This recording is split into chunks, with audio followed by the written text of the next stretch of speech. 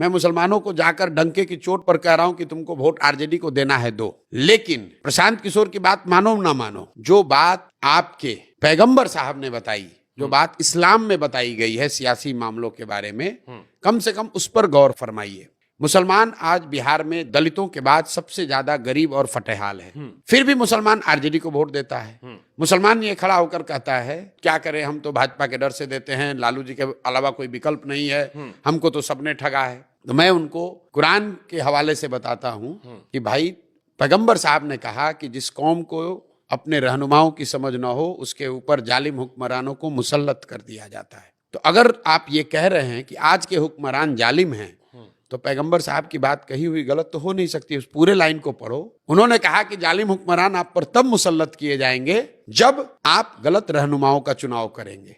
तो आप खुद ही कह रहे हैं कि आज के जो रहनुमा हैं, आपने जिनको रहनुमा बनाया, आज के जो हुक्मरान है वो जालिम है। इसका मतलब है कि जिसको आपने रहनुमा बनाया वो गलत आदमी था। कुरान की शुरुआत का पहला वर्ड है इकरा।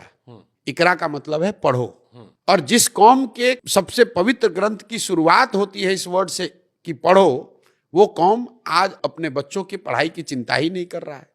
वो सबसे अनपढ़ कौम बन गया है। जिस कौम में इस्लाम में बताया गया है कि अपने बच्चों के साथ इंसाफ करना, अपने बच्चों की अच्छी परवरिश करना, उनके साथ इंसाफ करना, ये सुन तो लीजिए, ये अल्लाह की एक तरह से उनको इंस्ट्रक्शन है कि आपको करना है।